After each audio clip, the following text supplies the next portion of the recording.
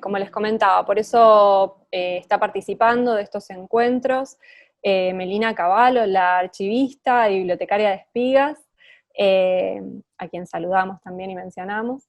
Antes de darle lugar a Yelén, les voy a comentar que este seminario es posible gracias al apoyo de mecenazgo que nos permite llevar adelante este programa público, dedicado especialmente a acercar el trabajo de archivo al público en general. Les pedimos que si tienen consultas las dejen en el chat de la plataforma, tanto de Zoom como de Facebook. Bueno, se está transmitiendo, al igual que los encuentros anteriores, a través de nuestro perfil de Facebook, de forma abierta. Así que, bueno, los invitamos y las invitamos a dejar los comentarios, tanto aquí en este chat como en Facebook. Y al final del encuentro vamos a estar recopilando las preguntas, a medida que lleguemos, ¿no? Obviamente, que nos vayan dejando. Pero bueno, ahora sí los voy a dejar con Ayelén. Antes la voy a presentar. Ayelén Pagnanelli es doctoranda en Historia del Arte, en Historia de IDAES, UNSAM, y becaria del CONICET por el CIAP. Su proyecto de investigación examina el género y la sexualidad en las escenas del arte abstracto argentino entre 1937 y 1963. Es magíster en Historia del Arte Argentino y Latinoamericano por el IDAES, posee un Bachelor Degree en Estudios de Género y Artes Visuales de Skidmore College en Estados Unidos, y bueno, nada, les dejo un saludo y nos vemos más tarde. Ahí estamos. Bueno, antes que nada quería agradecer a Espigas por la invitación para cerrar lo que fue un mes de maravillosas presentaciones y de discusiones muy estimulantes para quienes nos dedicamos a investigar la historia del arte. Para mí es un honor formar parte de este seminario junto a las colegas a quienes ya han escuchado y también poder hablar en el día que no se celebra el aniversario número 73 de la promulgación de la Ley de Derechos Políticos para las Mujeres en Argentina. Y también agradecer a toda la gente que ha estado participando de estos seminarios con tanto interés semana tras semana. Y brevemente disculparme porque muchas de las imágenes que van a ver fueron tomadas antes de la pandemia y pensadas solo para uso personal. Bueno, quisiera comenzar brevemente destacando la figura de Silvia Breyer, quien fue quien donó esta colección Espigas. A diferencia de los fondos de Carmen Valdés y Aida Carballo, de los cuales habló en las últimas 2 semanas, esta presentación no se va a centrar en la figura de Silvia Breyer, pero sí quisiera destacar su rol como coleccionista y como donante. Como se ha señalado en estos encuentros, realmente nos queda mucho por indagar en el rol del coleccionismo de mujeres en nuestro medio local. Breyer fue una empresaria del área de la bioquímica que generó una colección de documentos, en especial de efímera, que acompañaba una colección de obras. A diferencia de los casos de Valdés y Carballo, esta colección no contiene material de Silvia Breyer, sino de distintos actores del campo del arte. La colección tampoco tiene un foco en las mujeres de la abstracción local, sino que contiene una gran cantidad de material en impecable estado de las décadas del 40 y del 50, especialmente efímera, publicaciones periódicas y libros. Algunas de estas publicaciones son Perceptismo, Ciclo, Círculo y Cuadrado, Arte Madí, A, Nueva Visión y Ver y Estimar. Lo que yo realicé a principios del año pasado, del 2019, fue lo que se llama el trabajo de normalización de esta colección, que consta de identificar cada ítem e ingresarlo en una base de datos. Este trabajo lo que permitió es que hoy la colección se encuentre disponible para su consulta, bueno, obviamente luego de que terminen, ¿no?, las restricciones. Era la primera vez que yo realizaba este tipo de tareas, así que debo confesar que estaba bastante aterrada de dañar algún documento o ingresar mal la documentación, así que de nuevo quiero agradecer a Mel y a todo el equipo de Espigas que realmente respondieron las cientos de dudas que tuve a lo largo de todo el proceso.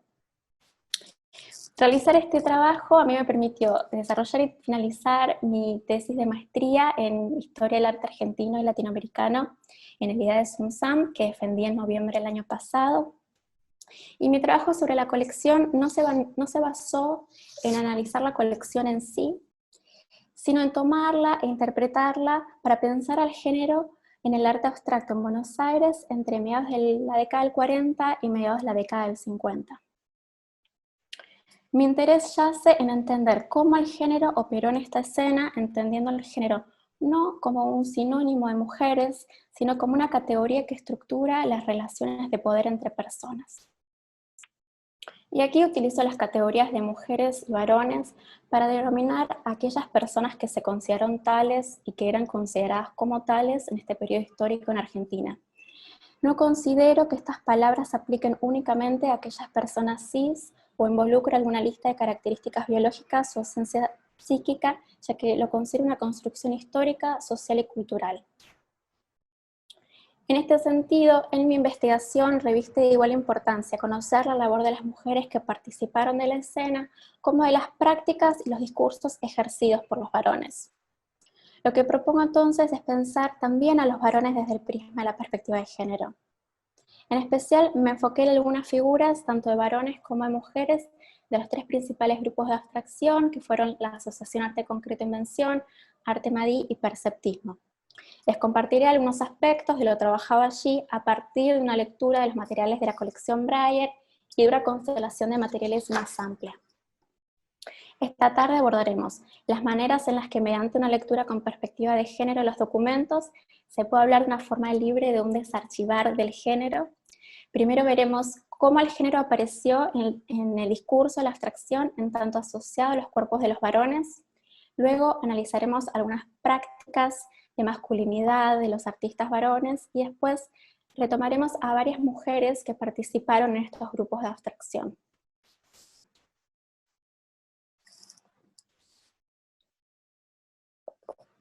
Uno de los aspectos más llamativos de estos grupos fue su profusa producción escrita.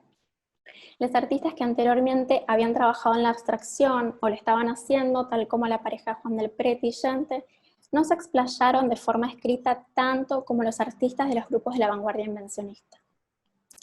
Más allá de distintas divisiones en agrupaciones, estos artistas compartían un núcleo de intereses y abordajes a problemas plásticos.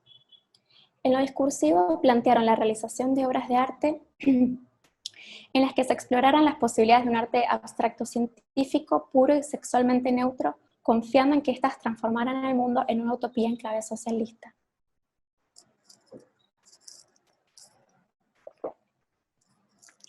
Estas agrupaciones publicaron revistas, las cuales constituyen una producción privilegiada para abordar las propuestas de estos grupos, los problemas que exploraron, los debates en los que intervinieron y el lugar desde el cual se posicionaron.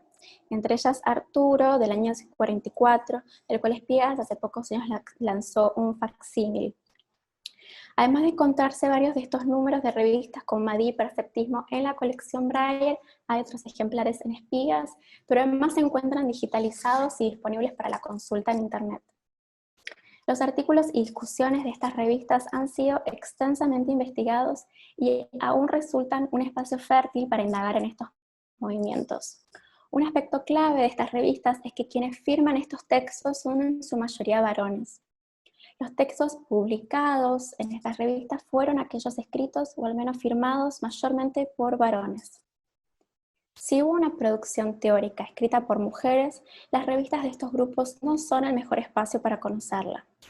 Entonces, al mirar desde la perspectiva de género a un cuerpo de revistas, notamos que algo naturalizado, que los textos publicados fueron los escritos por varones, en realidad nos indica que hay un silencio de las voces de las mujeres en estas revistas, y en contrapartida, un fuerte dominio de las voces de los varones.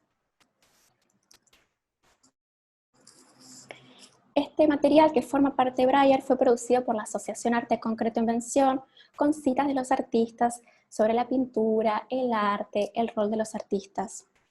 Las citas son de Manuel Espinosa, Alfredo Lito, Edgar Bailey, Tomás Maldonado y Raúl Loza, todos varones. Por este documento, nos enteraríamos que en la Asociación Arte Concreto Invención participaron 3 mujeres. Pero bueno, sí nos deja ver que la producción escrita estuvo dominada por los varones.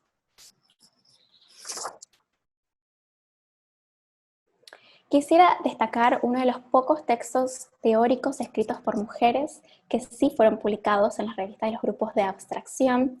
Me refiero a Prosa y Relato de Vigilán. Lan fue una escritora, poeta, artista plástica que estuvo activa en los años del movimiento Mahdi. Ella contrajo matrimonio con Julia Košiće y tuvo 2 hijas mujeres. Se dedicó a la crianza de sus hijas y a acompañar la carrera de su marido, y esta fue una de las razones por las cuales tuvo una carrera como artista visual bastante corta. Una vez que nacieron sus hijas, ella dejó de producir obra y solo continuó escribiendo sobre todo poemas. Estos poemas recién fueron compilados y publicados en un libro en el año 1997, 5 décadas después de los primeros números de la revista Mahdi. Lan tuvo una presencia constante en esta revista, con reproducciones de su obra y sus escritos, ya sean relatos o poemas, en cada número de las revistas de Mahdi. Esta obra de Lan, Pintura Mahdi sobre marco estructurado, pertenece a la colección Malva. Es una obra en la que el marco irregular es donde la acción de la pintura se sucede. Es una obra que está siendo actualmente estudiada, pero bueno, por el momento permanece como la única obra de Lan que se encuentra para ser vista en un museo argentino. Bien, fue en el último número de la revista Arte Mahdi del año 54 donde se publicó Prosa y Relato. En él, Lan desarrollaba los principios de la escritura Mahdi y cómo se estaba dando esta experimentación. Ella reflexionaba sobre el relato Mahdi y sobre el uso de la palabra. En este texto, Lan realizó una síntesis del uso de las palabras y el significado de las mismas en la prosa Mahdi al escribir. Abro cita. La palabra aislada o su acumulación, su sentido propio y figurado, carecen por completo de fuerza narrativa. Decir cosas no es todavía decir. En cada relato debe haber un resplandor interno que empape a cosas y acontecimientos, que de hecho se basten a sí mismos. Cierro cita. Resume Lan así como Mahdi utilizaba palabras en oraciones negándoles el sentido habitual o coherente que podrían tener, generando combinaciones inesperadas a partir de las mismas.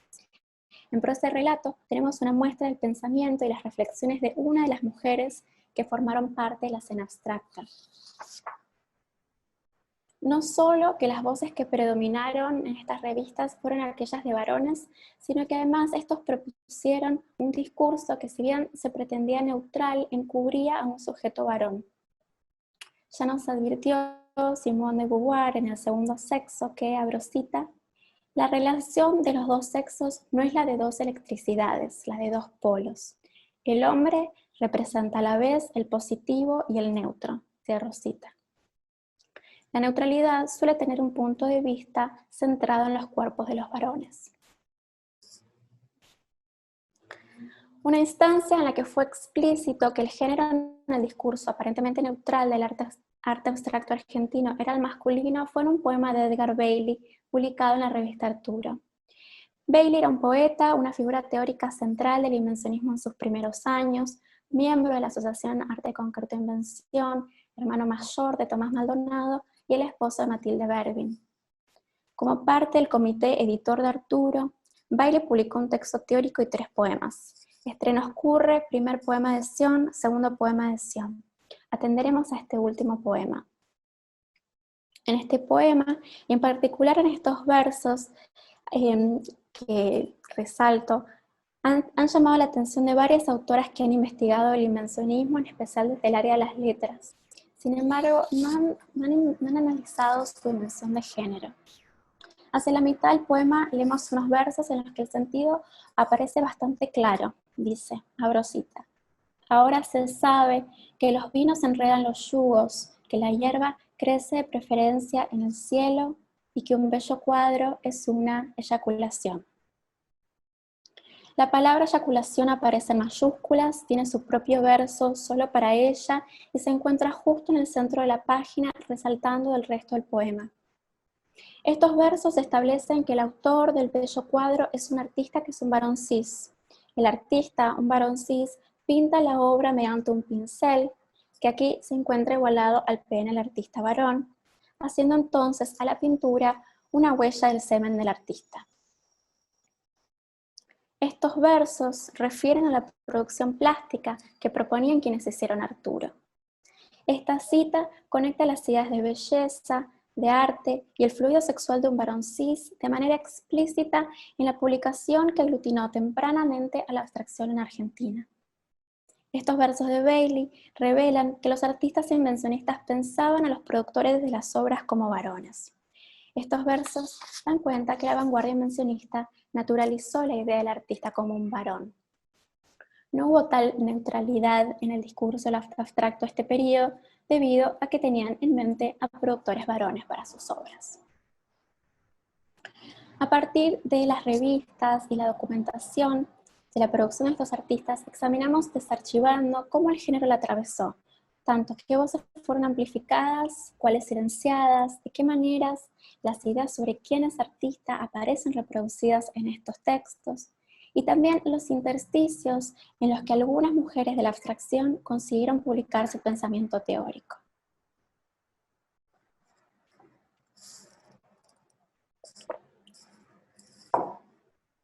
Así como el discurso de los varones de estas agrupaciones estuvo marcado por el género de sus productores, también lo tuvieron sus prácticas. Intentar desarchivar prácticas generizadas representa un desafío aún mayor, ya que son menos frecuentemente plasmadas en documentos. Estos artistas propongo entenderlos utilizando prácticas de una masculinidad que unía aspectos del modelo idealizado del artista de vanguardia europeo y la masculinidad hegemónica en ese periodo en Buenos Aires. Son estas prácticas de masculinidad a las que haré referencia. En relación a este modelo idealizado del artista de vanguardia europeo, tomo la descripción de la historia del arte Marita García para caracterizarlo en torno a cómo lo apropiaron los artistas locales. Ella los define como, abro cita, irradiadores de ideas, referentes en las lecturas sobre arte contemporáneo, aglutinadores grupales, polémicos por sus posturas y comprometidos ideológicamente con una causa progresista, cierro cita. Lo cierto es que varios artistas varones de la abstracción cumplen con todos estos aspectos. Uno en especial se puede observar en alguna de la comentación de Breyer y es el hecho de que eran polémicos. Polemizaron con los enemigos de sus movimientos, pero también existieron numerosas polémicas entre los mismos miembros de los grupos de abstracción locales. En Breyer encontramos este documento que se titula Arte concreto e invención ha sido disuelto, que narra las actividades que llevaron a cabo. También podemos pensar en el hecho de que nunca se consensuó en la publicación de un segundo número de la revista Arturo o las discusiones sobre la autoría del manifiesto Madí. Este aspecto de constante discusión y polémica de la escena fue mencionado por Di Gillan cuando esta fue entrevistada en el año 2003 por la artista Carla Bertone, quien dijo, abro cita, hay que reconocer que la vida de un artista es muy dura. Me refiero a todo lo que tenés que debatir y luchar, cierro cita. Aquí, cuando Lan habla de lo difícil que es ser artista, no nombra, por ejemplo, a las dificultades económicas o de inestabilidad laboral que posiblemente implicaba ser un artista, pero ella destaca que los artistas deben ser capaces de debatir. Es decir, que la práctica de debatir aparece generalizada casi como masculina. Lan nos presenta una escena que podía ser un ambiente hostil para el desarrollo profesional de una mujer, ya que suponía, en palabras de Lan, enfrentarse constantemente en debates. Hacia la década del 40, el ciudadano ideal argentino debía ser un varón cis, blanco, habitante de la zona pampeana, culto y me atrevo a agregar heterosexual. Aquí culto refiere a tener un dominio sobre la cultura europea, ya que fue la élite de fines del siglo XIX la que configuró este ideal. Me enfocaré en cómo Kossice, Loza y Maldonado intentaron y lograron acercarse al ideal de masculinidad hegemónico en Buenos Aires, ejemplificado en esta figura del ciudadano ideal.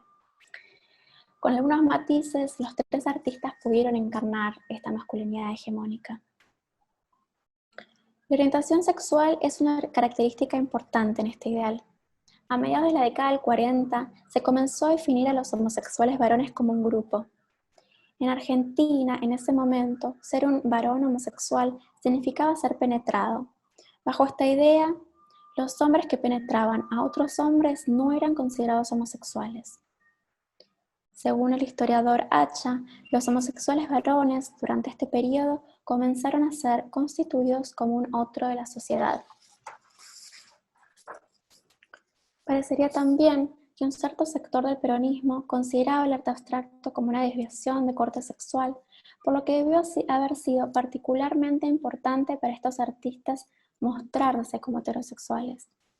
En el 49, Óscar Ivanisevich, secretario de Educación de la Nación, en la inauguración del Salón Nacional declaró que, abro cita, el peronista es un ser de sexo definido que admira la belleza, cierro cita, contraponiendo el peronismo al arte abstracto. Posiblemente para estos artistas mostrarse como heterosexuales resultaba especialmente relevante. Maldonado, Košić y Loza, al menos públicamente, todos tuvieron parejas heterosexuales. Debido a que los historiadores del arte no se han preguntado por la relevancia de la sexualidad en la producción de los artistas hasta recientemente, poseemos pocas fuentes orales o escritas para investigar este problema. Solo apreciamos las huellas que las vidas privadas de estos personajes públicos han dejado y a las que hemos tenido acceso. Tanto la orientación sexual como las prácticas sexuales suelen ser muy opacas a quienes investigamos sobre el pasado. Esta es una línea de investigación que amerita ser profundizada en nuestro medio. Por este motivo, en base a las fuentes encontradas en relación a la orientación sexual de estos artistas, sostengo que se mostraron como heterosexuales y que esto contribuyó significativamente a poder formar parte de la masculinidad hegemónica en Buenos Aires a mediados de la década del 40. Loza parece haber tenido dos parejas mujeres estables a lo largo de su vida. Matilde Bervin, compañera en la Asociación Arte Concreto e Invención, con quien tuvo un hijo llamado Arturo, y posteriormente estuvo en pareja con Antonia Belizán. En cambio, Maldonado se casó 3 veces. En el 44 se casó en Argentina con la artista plástica Lili Prati, luego en México con una modelo alemana, y en el 64 con Maya Bilbao Bullrich en Alemania. En el 69 conoció a Inge Feltrinelli, con quien estuvo en pareja por más de 3 décadas.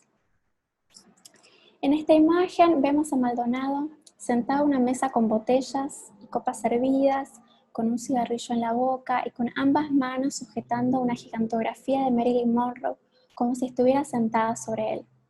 La imagen de Monroe ríe y lleva el clásico vestido de la película La comezón del séptimo año, de 1955. La pose elegida por Maldonado forma parte de su autorrepresentación como artista. Esta fotografía es la primera imagen en una sección biografía de un libro que se publicó en el año 2007 dedicado a la trayectoria de Maldonado. Refuerza la idea de Maldonado como un hombre que mantuvo muchas relaciones con mujeres bellas. En una entrevista que se le realizó al artista Manuel Espinosa en el 2003, este tuvo que responder a preguntas acerca del historial sexual de Maldonado.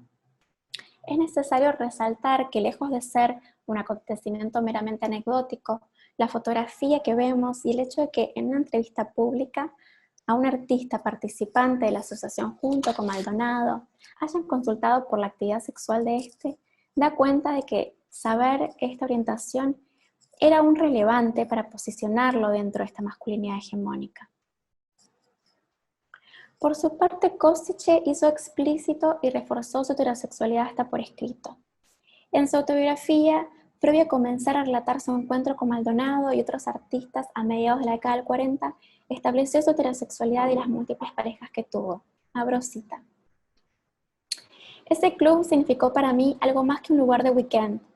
Las húngaras que frecuentaban el lugar resultaban felizmente más liberales que el común de las chicas argentinas de entonces. Anita, una húngara mayor que yo, fue quien me hizo conocer por primera vez lo que era una mujer. Al vernos, sentimos una mutua atracción sexual a la cual ambos nos entregamos abiertamente. Luego tuve varios amoríos con otras chicas de la colectividad, aunque se trataba de relaciones puramente eróticas. Cierro cita. Es Košić el que vio la necesidad de dedicarle un párrafo entero a sus aventuras sexuales prematrimoniales, antes de embarcarse en una descripción más exhaustiva de sus emprendimientos artísticos en su narración personal. Es el mismo Košić quien decidió incorporar a su autobiografía, ya sea verdadero o falso, y quien lo consideró importante. Es más, Košice mencionó en otro momento de su autobiografía sus relaciones fuera del contexto matrimonial. Escribió que ya casado con Djilán y viviendo solo en París, estuvo relacionado íntimamente con dos mujeres. Abro cita. Conocí a una mujer hindú, Sheila, con quien poco después intimaría. También me relacioné, tiempo más tarde, con una mujer llamada Lian, pero solo duró un par de meses. Cierro cita.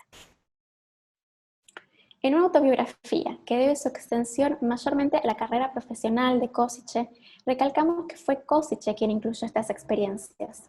En vez de considerar estas declaraciones como algo anecdótico, realmente fueron una manera de enfatizar su heterosexualidad que Košice sabía que era relevante para formar parte de esta masculinidad hegemónica. Ese cambió de slide, ¿no? Ahí.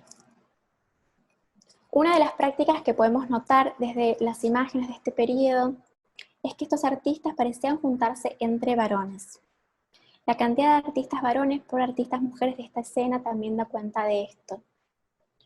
Podemos considerar que la escena invencionista a fines de la década del 40 era un ambiente mayoritariamente homosocial entre varones.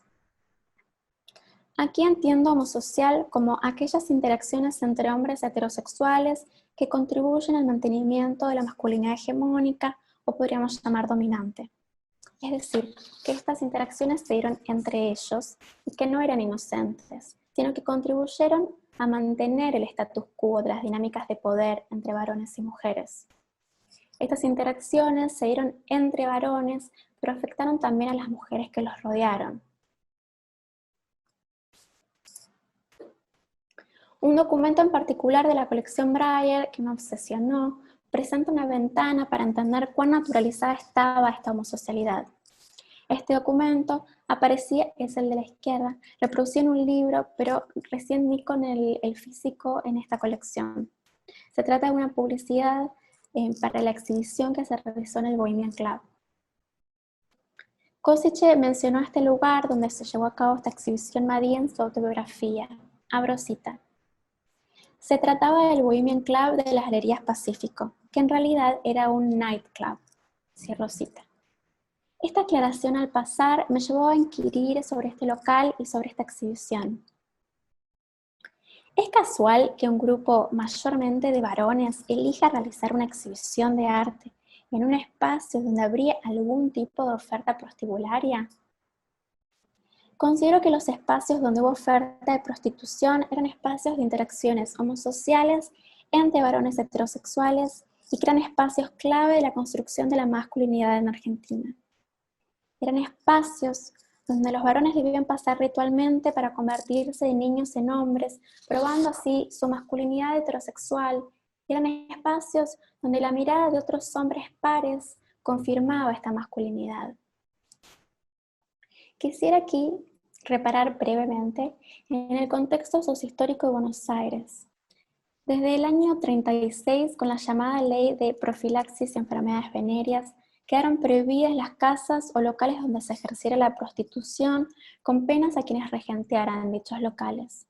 Esta prohibición de corte legal dio lugar al establecimiento de oferta prostibularia en bares, teatros, dancings, altos o reservados de bares, confiterías, salones de baile, cines, teatros, las casas, departamentos o pequeños hoteles en la periferia. Es decir, en este contexto de prohibición de locales prostibularios, la oferta de prostitución no desapareció, sino que se desplazó a otros espacios como bares y cafés. Examiné también algunas publicidades del Bohemian Club que habían sido publicadas en la revista Cabalgatas en Espigas para intentar capturar qué tipo de espacio presentaba ser el Bohemian Club y a qué tipo de público apuntaba. En la imagen a la derecha vemos que se indica que los horarios de apertura era nocturno de 16 a 2 horas. Y también vemos en la imagen como un muñeco tumbado sobre el piso, rodeado de naipes y libros. Y la imagen en la otra publicidad nos muestra un bar en el cual hay todos varones, tanto como clientes como el staff del bar. Aunque nos es imposible asegurar con total firmeza qué tipo de local era efectivamente el Women Club y aseverar fehacientemente qué tipo de prácticas se llevaban a cabo allí, entendemos que se trató de un espacio que apuntó a un público de varones y donde las interacciones se dieron mayormente entre ellos. Resulta verosímil pensar que el Women Club haya sido uno de estos espacios donde pudo haberse trasladado la oferta prostibularia. La locación elegida para esta exhibición nos presenta una escena en la que la homosexualidad entre varones se encontraba naturalizada. Esto no significa que no haya habido mujeres circulando en este espacio homosexual entre varones. De hecho, Dee Gillan y Elizabeth Steiner aparecen listadas en el documento antes señalado, e incluso sabemos que otras artistas como Marta Pelufo algunos años después rondarían el Women Club. Pero sí nos invita a pensar cómo fue para ellas el habitar estos espacios, cómo participaron las mujeres en estos espacios homosociales, qué posibilidades de negociación tuvieron. Estas prácticas de una homosexualidad entre varones generaron una dinámica desigual con las mujeres artistas que formaron parte, junto a ellos, de los grupos de arte abstracto. Inevitablemente, estas prácticas repercutieron en las posibilidades de producción y de visibilización de sus obras.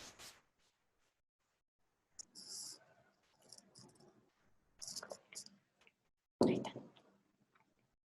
Definitivamente, el aspecto en el que la colección Breyer me fue más productivo fue en el trabajo casi detectivesco de encontrar a las mujeres que fueron parte de esta escena. Como ya han notado mis colegas que participaron de este seminario, el trabajo de producir, aunque sea simple datos biográficos, resulta una tarea inmensa, por lo que contar con documentación del periodo donde observar la participación de estas mujeres resulta indispensable. Georgina Glusma habló sobre la fuerza del archivo para escribir lecturas nuevas.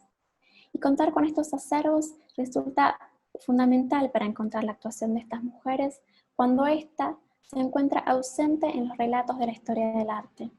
Quisiera también destacar el recientemente publicado libro de Paula Vega, Las Promesas, que compila y nos trae fotografías de mujeres artistas, poniéndoles una cara a estos nombres que resultaron borrados de las historias canónicas. Una fotografía de una de las primeras exhibiciones de esta escena nos muestra que efectivamente había mujeres participando y circulando en estas exhibiciones. Sin embargo, cuando esta imagen se publicó en un libro algunos años después, se le agregaron estas etiquetitas con nombres. Como se ve, la mayoría de los varones están nombrados, y si bien hay algunas mujeres como Elizabeth Steiner o Matilde Bervin que tienen sus etiquetitas agregadas, lo que vemos es que la mayoría de las mujeres no las tienen, incluso aquellas dos que aparecen en la primera fila. Esta fotografía da cuenta del borramiento histórico de la participación de las mujeres en esta escena. Uno de los documentos en Breyer que contiene esta fotografía es el que mostré al principio, Arte concreto, invención, ha sido disuelto. Aquí vemos algo interesante, que es que la fotografía aparece en el margen inferior de la página, y lo que en realidad leemos primero es dónde se llevó a cabo esta exhibición, que fue en la casa de Grete Stern. Se enfatiza que se realizó en la casa de esta célebre fotógrafa. Stern, que había arribado a Buenos Aires una década antes, participando de la Bauhaus, compartió parte de este material con los artistas invencionistas. Stern no formó parte oficialmente de ninguna de estas agrupaciones, pero sí tuvo un importante rol en la escena, tanto prestándole su casa para realizar esta exhibición, realizando el fotomontaje Madí que vemos en pantalla, que ha circulado intensamente, pero ella también retrató a algunas de estas artistas. Por ejemplo, es un retrato que realizó de una joven Dee Gillan.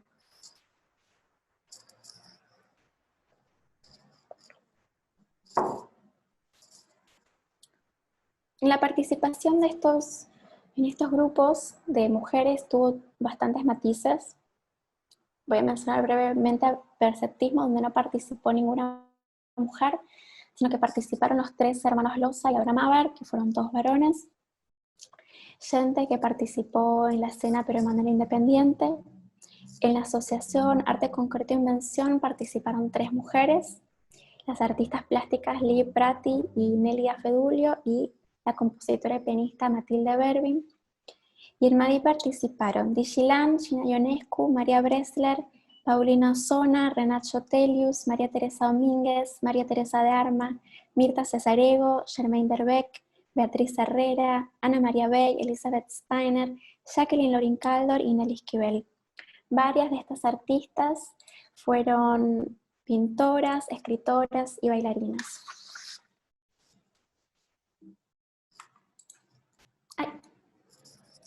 Gente no fue parte, como mencioné, de ninguna de estas agrupaciones, pero sí exhibió con estos artistas. De hecho, ella tuvo una exhibición individual de su obra abstracta en el año 45 en la Galería Müller. Ella era una mujer un poco mayor que el resto de los jóvenes invencionistas. Ya en el 45 ya tenía 40 años, el resto realmente rondaban los 20, 25 años. Tuvo una producción abstracta sostenida durante décadas y su primera gran retrospectiva en un museo se llevó a cabo en el año 2009 en el Malva junto con la artista Lili Prati.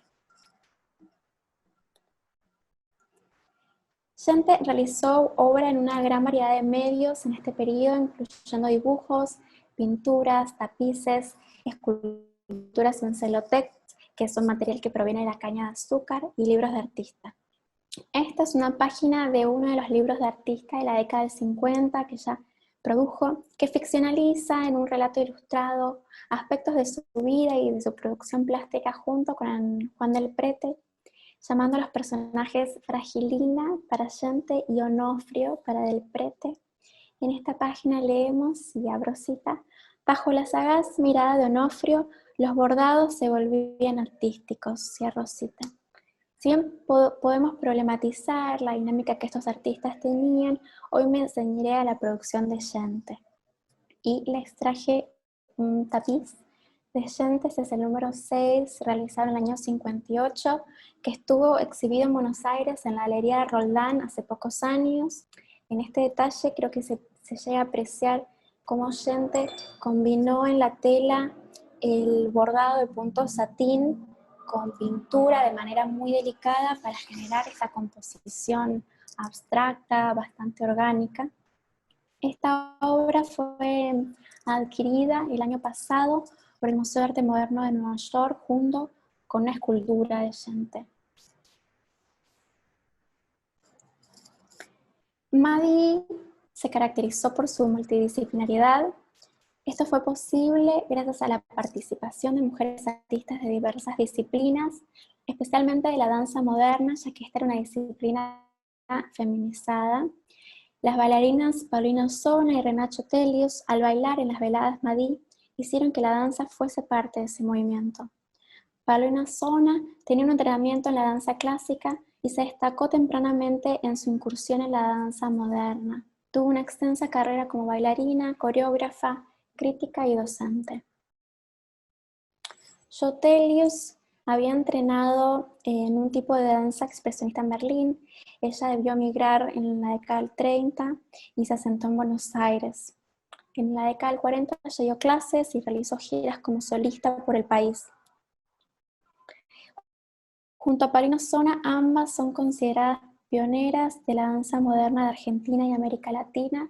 Aquí también vemos un retrato que realizó la fotógrafa Gretchen Stern de Renato Telius. Hubo otra bailarina también, María Teresa Domínguez, quien contribuyó brevemente con MADI desde Córdoba, incluyendo poesía y también danza.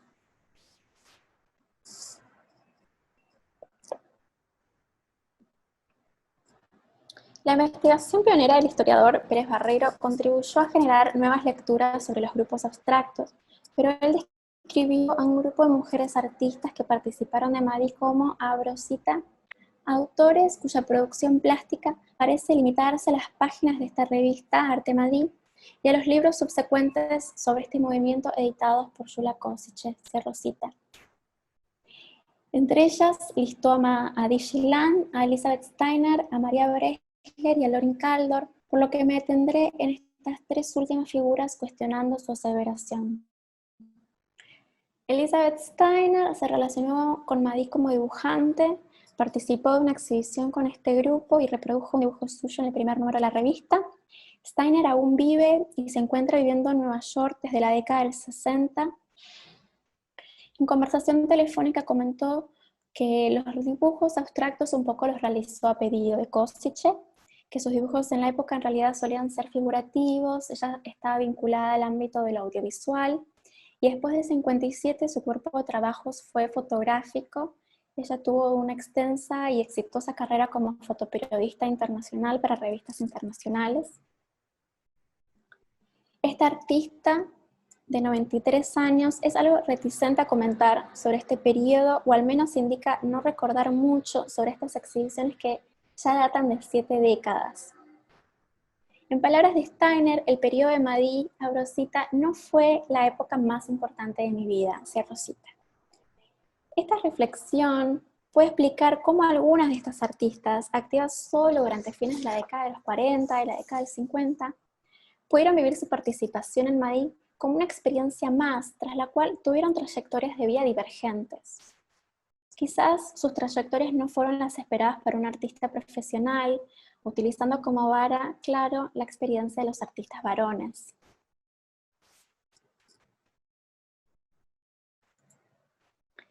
Lauren Caldor es una figura un poco más oscura. Ella participó de la exposición permanente de Madí y de exhibiciones con esta agrupación en el año 48. Se reprodujeron su fotografía y varias obras en las revistas de los primeros números de la revista Arte Madí. Y en el Museo Kossice hay una tarjeta personal de algún Lauren Caldor que podría haber sido pariente de ella. Pero esta artista sí fue incluida en la exhibición del año 1976 que realizó la historiadora del arte Nelly Perazo en Buenos Aires en la Galería Arte Nuevo, cuyo catálogo se encuentra también en la colección Breyer. Y la tercera de estas artistas, Madí, de la que esta historiadora ha sugerido que solo existieron en aquello producido por Madí, es María Bressler. A diferencia de Lauren Caldor, de la cual hay algunas pocas menciones en Arte Madí, aparecieron 10 imágenes atribuidas a María Bressler en esta revista y participó de un gran número de exhibiciones Madí.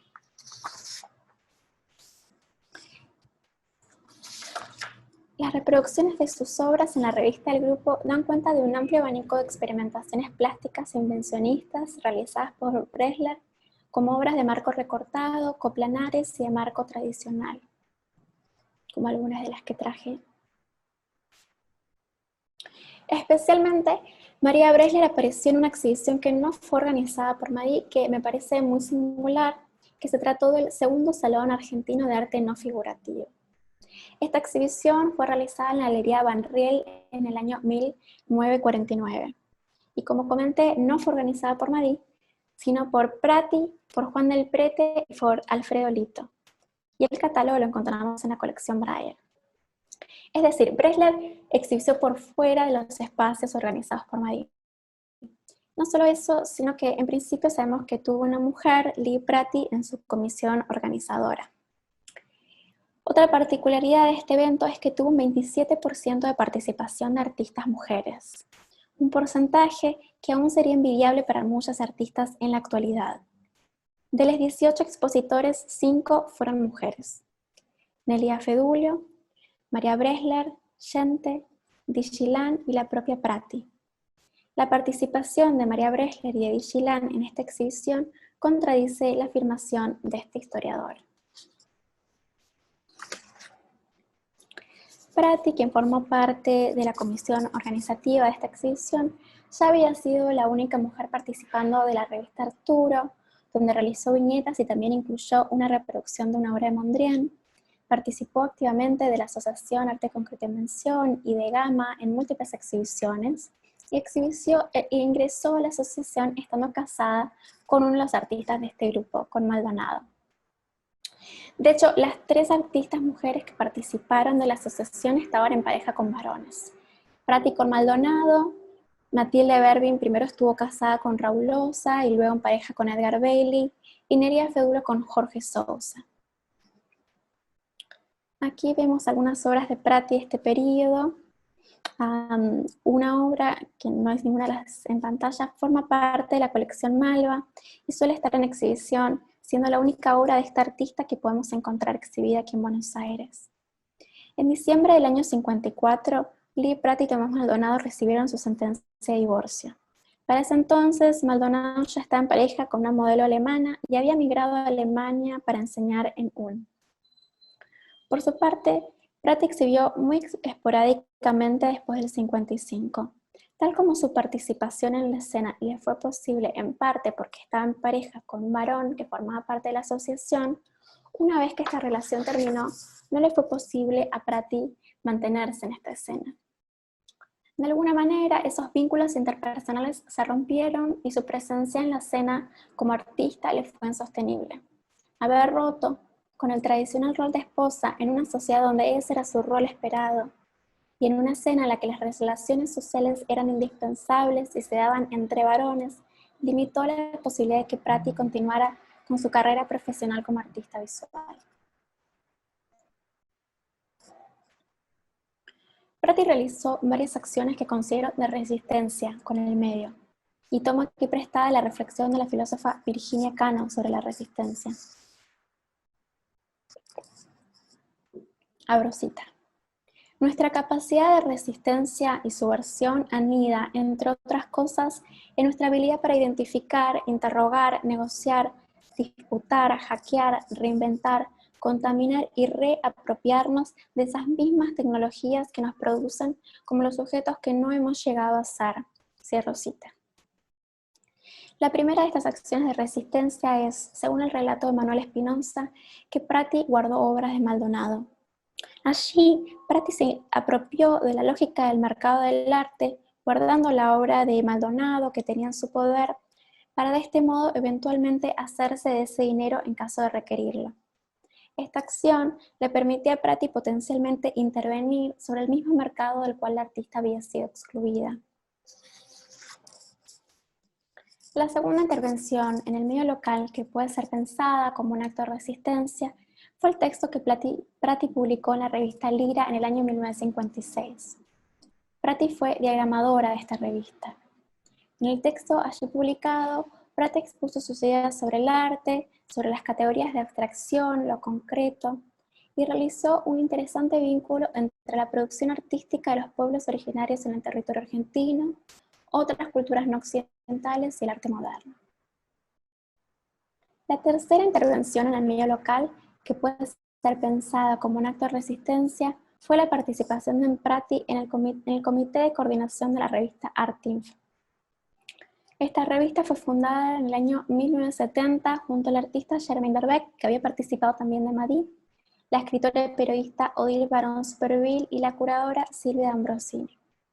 Prati se apropió del espacio que proporcionaba Artinf, una revista cultural, para divulgar la información sobre el arte.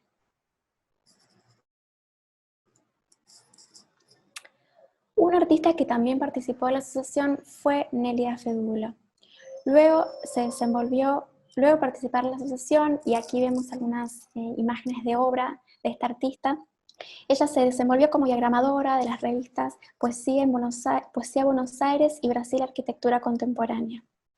En el año 63 se exhibió en la Galería Lirolai, pero luego se asentó en Francia, que fue el país donde ella vivió hasta su muerte hace algunos pocos años.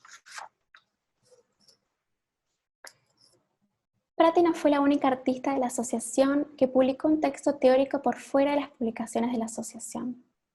También lo hizo Matilde Bervin. Bervin fue una pianista que teorizó sobre sus exploraciones en la música. En la revista Arte Concreto y Mención hay un artículo hacia una música invencionista que fue firmado por Raúl Loza, su entonces marido, que destacó las composiciones de Bervin, pero yo no me referiré a ese artículo, sino a uno que fue escrito por Bervin, que se publicó en el 48, en el primer número de la revista Contemporánea, dirigida por Juan Jacobo Bajarlía. En Fundamentos para una música elementarista, Bervin describió el proceso de las investigaciones compositivas que la música elementarista realizaba como un paralelo a las búsquedas plásticas de la asociación. Con ánimo de manifiesto, Bervin afirmaba que, abro cita, este es el camino para asegurar en nuestros días una música real y concreta, acorde con el magnífico poder inventivo del hombre, cierro cita, estableciendo así los lineamientos para una música nueva que se separaba de las tradicionales reglas de la composición musical.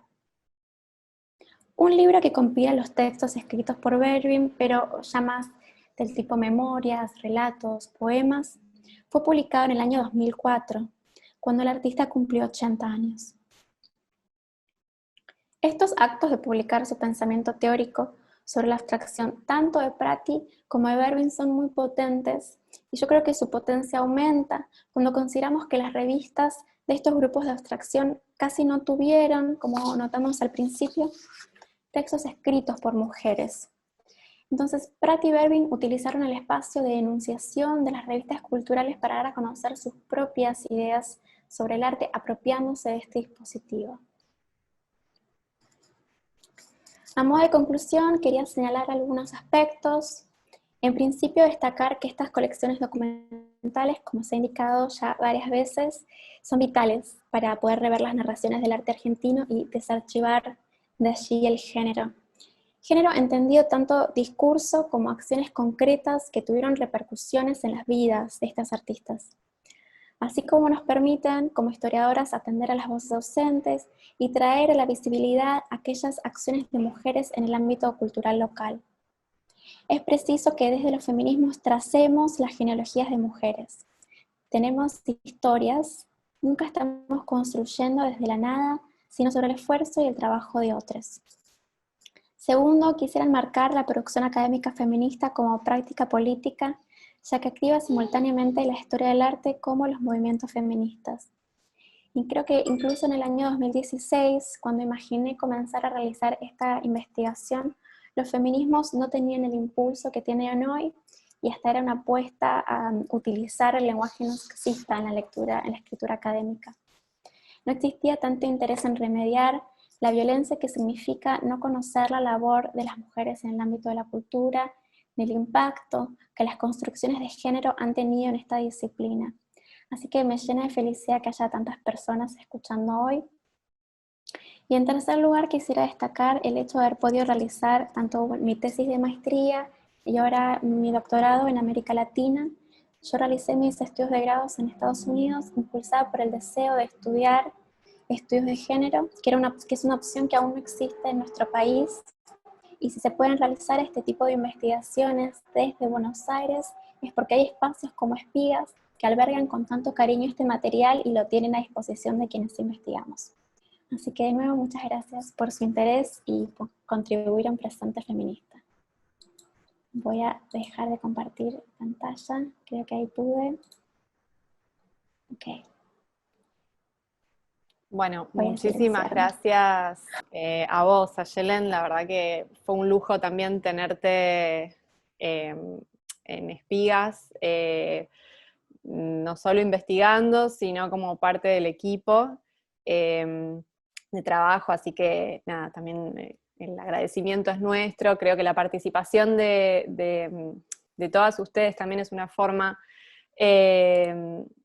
de reconocer el trabajo y de visibilizar el trabajo, porque notamos que, digamos, el entusiasmo, el amor y el cariño con el que ustedes también abordaron la tarea y también el durísimo trabajo que fue para ustedes, también participar de las capacitaciones, participar, o sea, aceptar el seguimiento, que no siempre es sencillo en una investigación de un archivista, de una bibliotecóloga que esté atrás haciendo el seguimiento, que digamos, por eso también participa Meli de las charlas. Entendemos que no es fácil, digamos, no es una tarea tampoco a la que el investigador esté acostumbrado, las investigadoras estén acostumbradas, así que nada, siempre lo han hecho han podido llevar adelante las investigaciones con muchísima dedicación y muchísima apertura a todos los comentarios, así que nada, agradecemos muchísimo desde Espigas el trabajo, no solo tuyo, sino también de todas las participantes de este seminario. Y bueno, no sé si Meli, vos querés hacer algún comentario más de cierre, hacíamos espacio para que vayan haciendo sus preguntas y comentarios en el chat, tanto aquí como en los comentarios de Facebook. Si no, empezamos. Sí. A ver ahora. Ahí está. Bueno, quiero agradecerle a Yelén por esta magnífica presentación que dio. Desde mi parte, lo único que puedo decir es que con cada proyecto, con cada trabajo de archivo, fue también un aprendizaje enorme para mí de reconocer estas investigaciones y estas lecturas. Creo que todos hemos podido en estos 4 miércoles ver que la lectura feminista nunca es en una sola línea, sino pudimos ver que cada presentación proponía una forma de pensar las cosas distintas, ¿no? de reinventar las formas de pensar, de reinventar las formas de acercarse al archivo desde una mirada mucho más abierta, como dijimos, acercarse alguna vez dijimos acercarse con el paraguas abierto, ¿no? Al archivo. Y a mí me encantaría por ahí empezar la ronda de preguntas con Ayelen, para pedirle que comente un poco más, nosotras esto lo hemos hablado, pero cómo fue la tarea de encontrarte con el archivo y ya no como una persona que solo leía el documento y trataba de leerlo entre líneas, sino también una persona que tenía que extraer cosas de ese documento para volcar en la frialdad de una base de datos, ¿no? Y estas interpretaciones que vos detectabas que no estaban de manera literal, ¿cómo te encontrabas en ese choque? ¿Aquí estoy?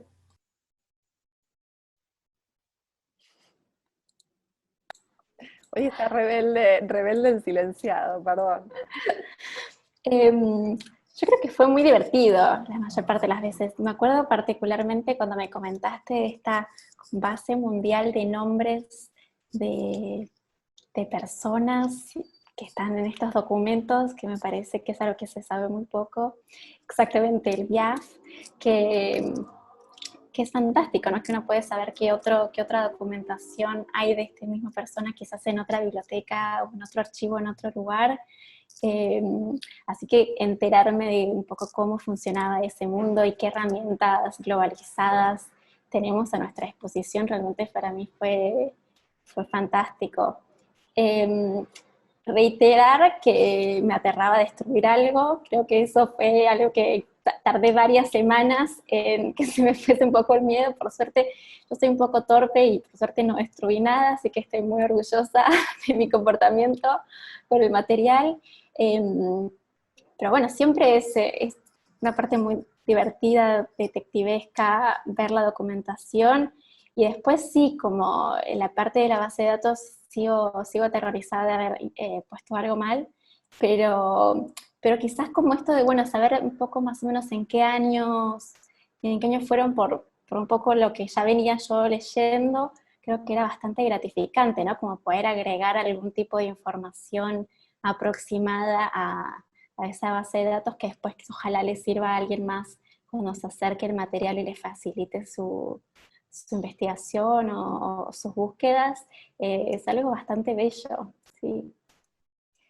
En ese sentido es algo muy alentador que las bases de datos, como decía Meli recién, bueno, son solo bits, en realidad son un work in progress, o sea, es algo que permanentemente es necesario y demandan ser actualizadas por la evolución, las transformaciones mismas, ¿no? De la disciplina. Como ahora que estamos en este proceso de visibilización de mujeres y muchas pasaron a ser pareja de o esposa de para tener autonomía dentro de las bases de datos, ¿no? Como ser ellas mismas una autoridad dentro de la base. Sí. No se silencien más, perdón. No sé por qué hoy no. No, la base que mencionaba Yelén, yo la puse en el chat de Zoom, no sé si se ve por Facebook, se llama DIAF, de corta IAF, es un fichero internacional de autoridades, y más allá de que es verdad que existen la mayoría de los registros de personas, instituciones y de grupos en esa base, cabe mencionar que también parte del trabajo de procesos técnicos en espigas está vinculado con detectar también aquellos nombres que no figuran, y hacer un proceso de investigación, esto lo mencionamos en el primer encuentro, un proceso de reconstruir quién fue esa persona, reconstruir quién fue esa persona de manera individual, esto de que no era esposa de, sino que era ella como persona, cuándo vivió, qué hacía.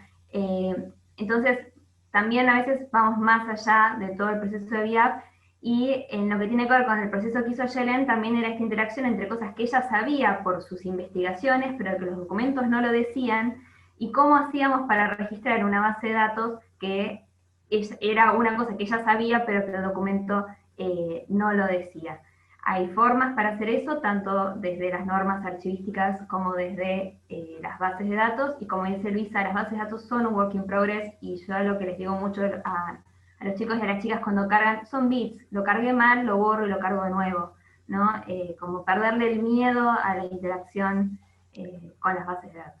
Sí, también es importante nada, recalcar esto, que no estuvieron solas en este proceso y se trabajó permanentemente. Esto es algo que mencioné también cuando hablaba Lucía Laumann la semana pasada.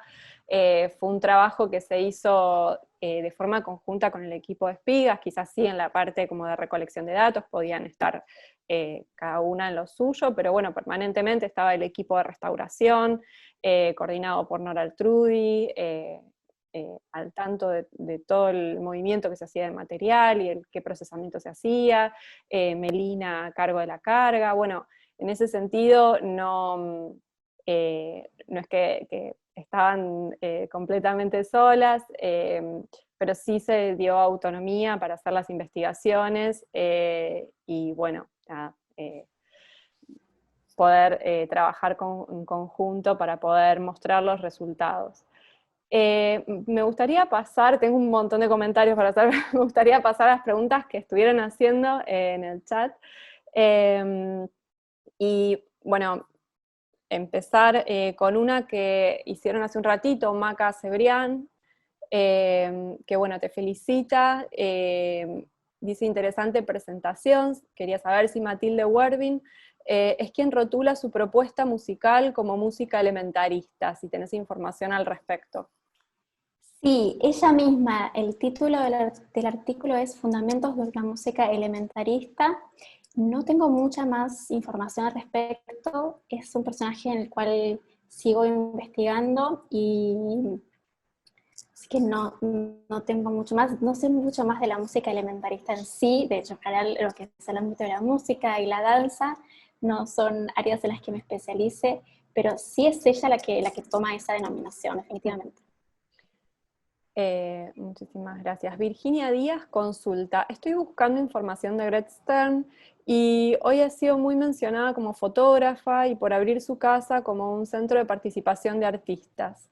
¿Tienen en Espigas documentos organizados sobre ella y su labor desde una postura feminista? Esto para las dos, me parece que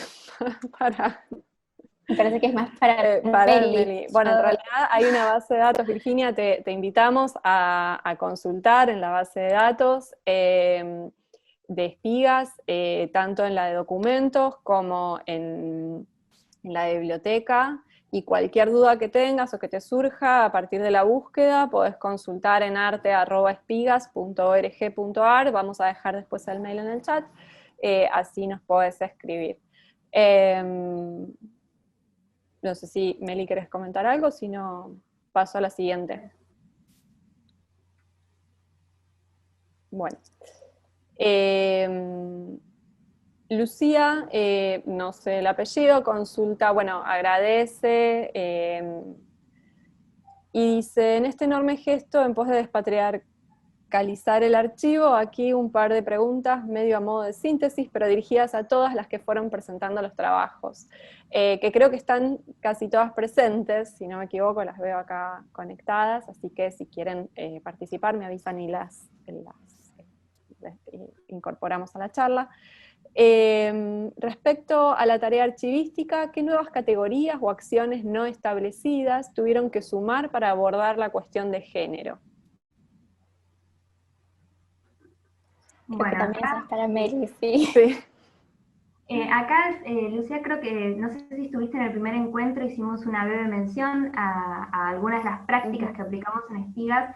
siempre en todo lo que es el procesamiento de la documentación nos encontramos con una dicotomía, que es la necesidad de los usuarios, de las usuarias y de la sociedad, pero también la normativa que nos permite que nuestra base de datos pueda dialogar con otra, y es lo que se llama la interoperabilidad.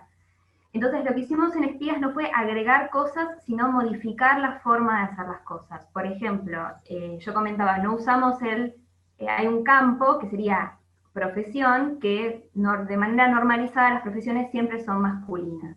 Y yo lo que decía en la primera reunión era, bueno, las bases de datos no distinguen, no entienden como un mismo concepto pintor, pintore, pintore, sino que para la base son tres conceptos distintos.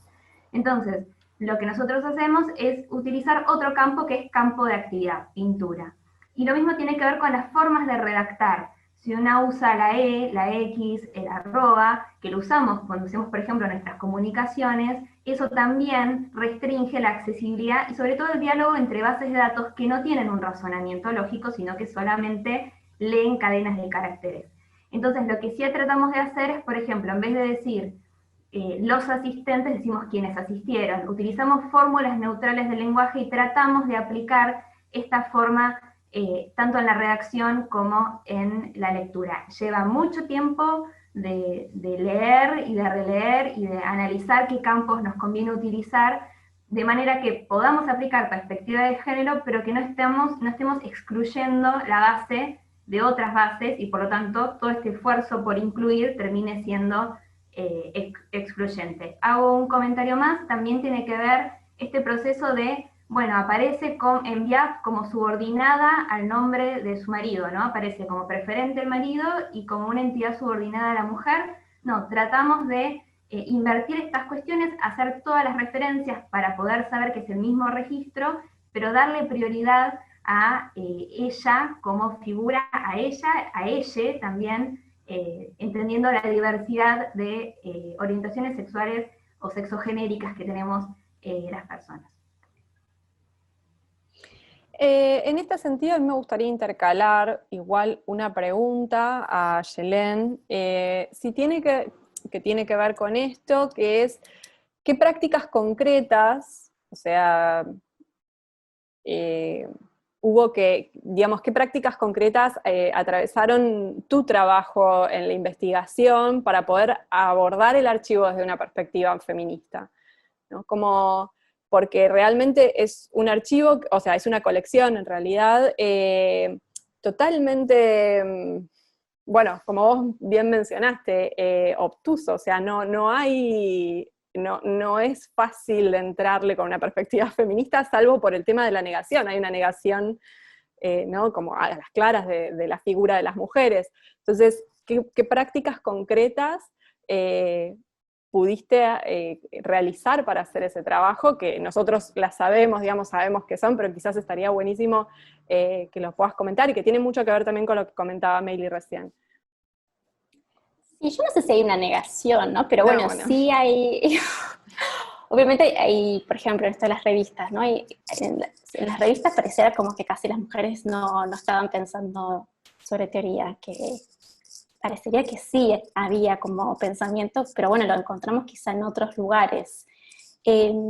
A mí me interesa volver a ese flyer, ese volante de la exhibición en el Bohemian Club, ¿no? Es como, hay un montón de ese tipo de materiales en la colección Breyer, de volantes, de papelitos de Madí, o de distintos papelitos con información de distintos colores, pero como yo ya estaba pensando en esta idea de que había quizás alguna exhibición que se había llevado a cabo en una especie de nightclub o en un espacio, ¿no? Que también, pensando en el contexto, en qué era un nightclub en ese momento, qué tipo de trama urbana había en Buenos Aires y cómo se desarrollaba la prostitución en ese momento, que yo estaba como, ¿no? Un poco ya alerta a cualquier relación y mención a este lugar, y que cuando, claro, aparece ese papel, yo me entusiasmo muchísimo diciendo, ok, aquí está, efectivamente existió este volante de esta exhibición, y eso, bueno, despliega después muchas otras preguntas, como, bueno, buscar dónde más podía haber información sobre sobre este lugar. Entonces, obviamente está disparada por estas preguntas de índole, de perspectiva de género, índole feminista, que atraviesan la mirada sobre ese archivo.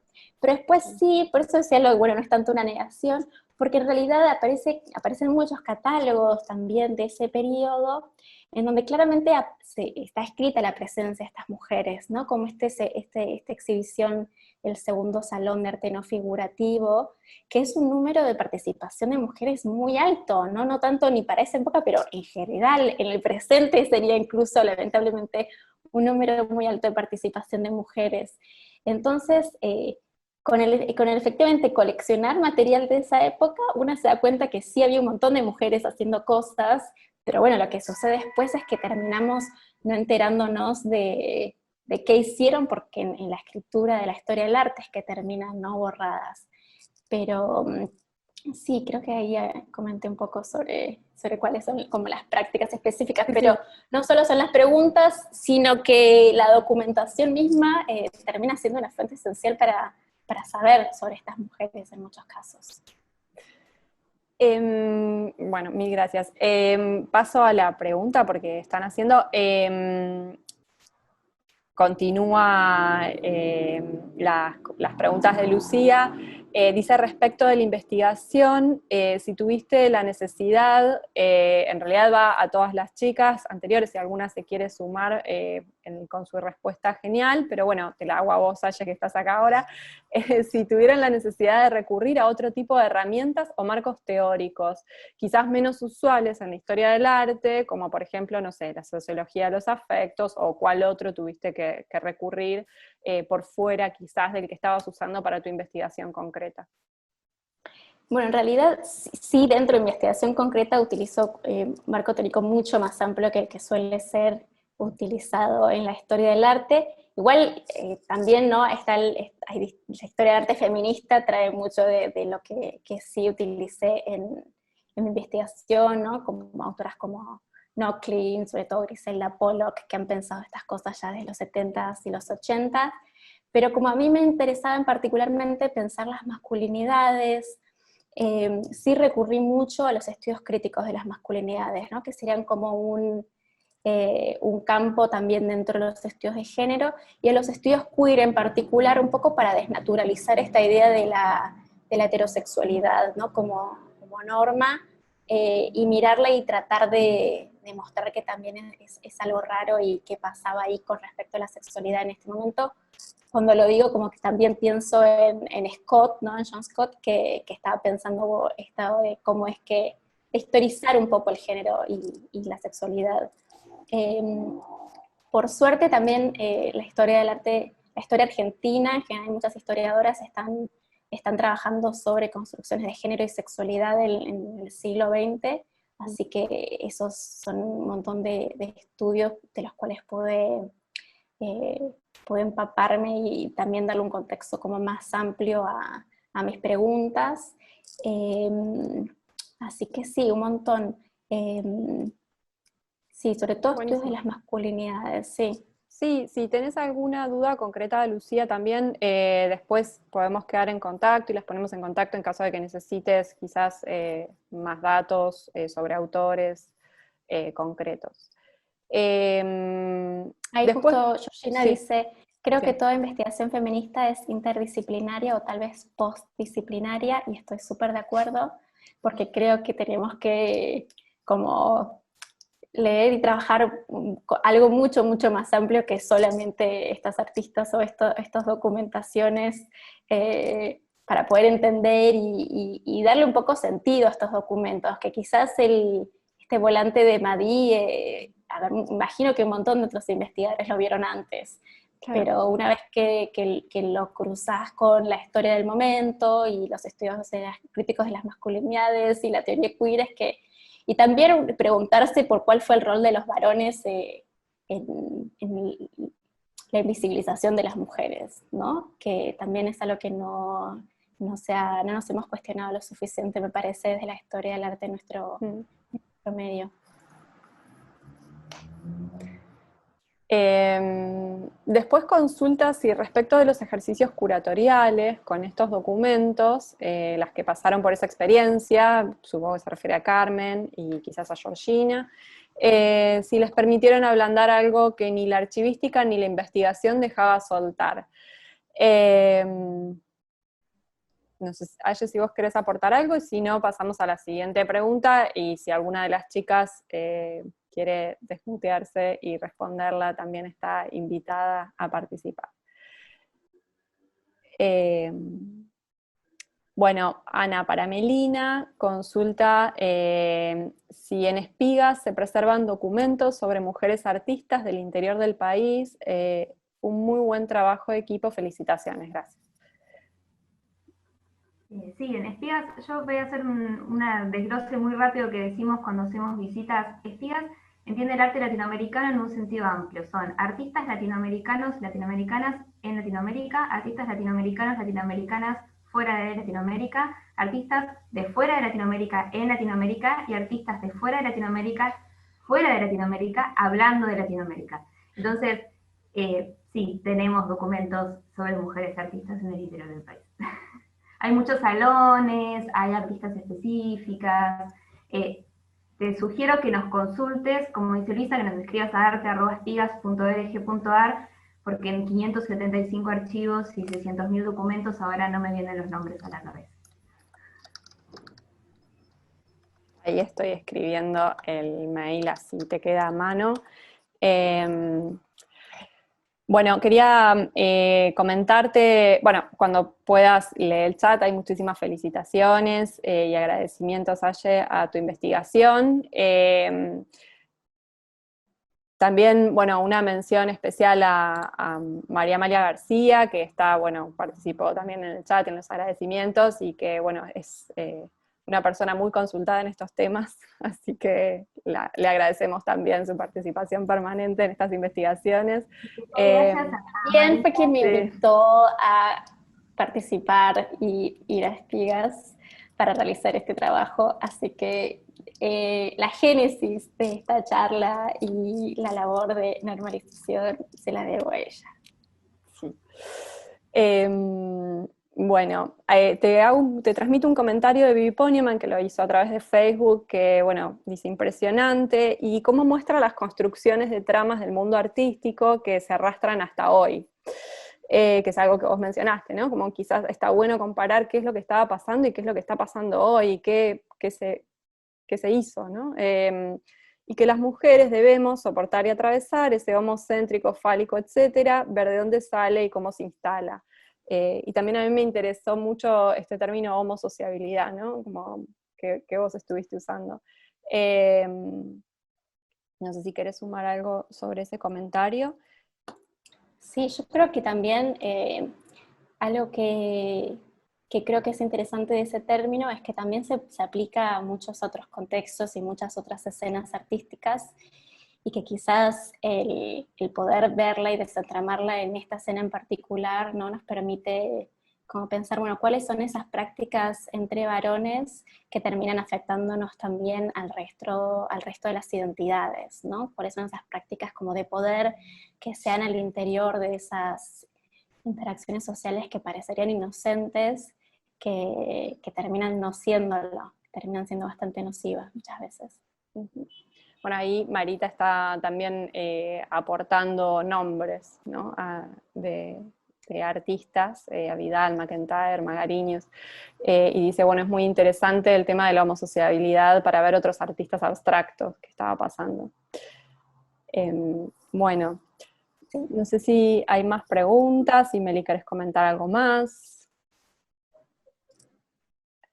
Yo quiero comentar por la persona que preguntó por Lucía, creo que era por la cuestión de curaduría. Yo justamente hago lo opuesto a la curaduría, que es el trabajo de archivo, pero sí hemos dialogado mucho con todas, con las participantes de este seminario, justamente esta cuestión de que, como vienen del ámbito del arte, están más acostumbradas al concepto de curaduría, donde se plantea un relato, se plantea una hipótesis, se plantean relaciones y núcleos documentales desde esta hipótesis, que puede ir variando según la persona que aborda esa documentación o esas obras, Y en el caso del archivo, justamente hay que responder al archivo, ¿no? Es la misma hipótesis del archivo, tratar de reconstruir el orden. En el caso de la colección Breyer, mantener el orden que tenía dado por Breyer. Entonces, no sé si puedo responderlo desde parte de la curaduría, pero siempre la curaduría va a permitir cuestiones que son hipótesis, que a veces en el archivo no se pueden plantear porque son muy desde una investigación, o poner un documento por sobre otro, cosa que en un archivo no hacemos. Y entonces siempre son prácticas distintas, son casi como extremos, pero que es muy interesante. Me encantaría si pueden hacer una breve intervención, o Romina, que la veo ahí en nombrecito, o algunas de las Carmen, que justo estuvieron haciendo los dos procesos, ¿no? Trabajando el archivo y después pensando un proceso curatorial.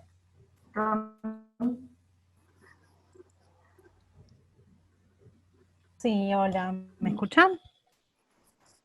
Sí. No, básicamente eso, acompañando lo que dice Meli, y cómo en realidad justamente el trabajo en archivo tiene que ver con esta clasificación intelectual que uno hace sin desacomodar nada de lo que está en el archivo, desacomodar en el sentido de romper el orden original, y en cierto sentido la curaduría plantea lo contrario, como bueno, pensar una nueva organización o un relato a partir de esos documentos, que es un poco el desafío que junto con Milena y con Ana tenemos, y bueno, estamos trabajando poco a poco.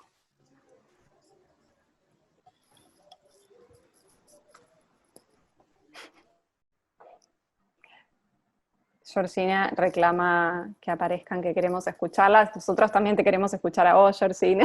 Aprovecho. Pero bueno, aprovecho, no hay muchas más consultas, no hay más consultas, pero sí hay comentarios felicitándolas a todas por el trabajo que hicieron. Y les recordamos que estas charlas van a quedar disponibles en Facebook.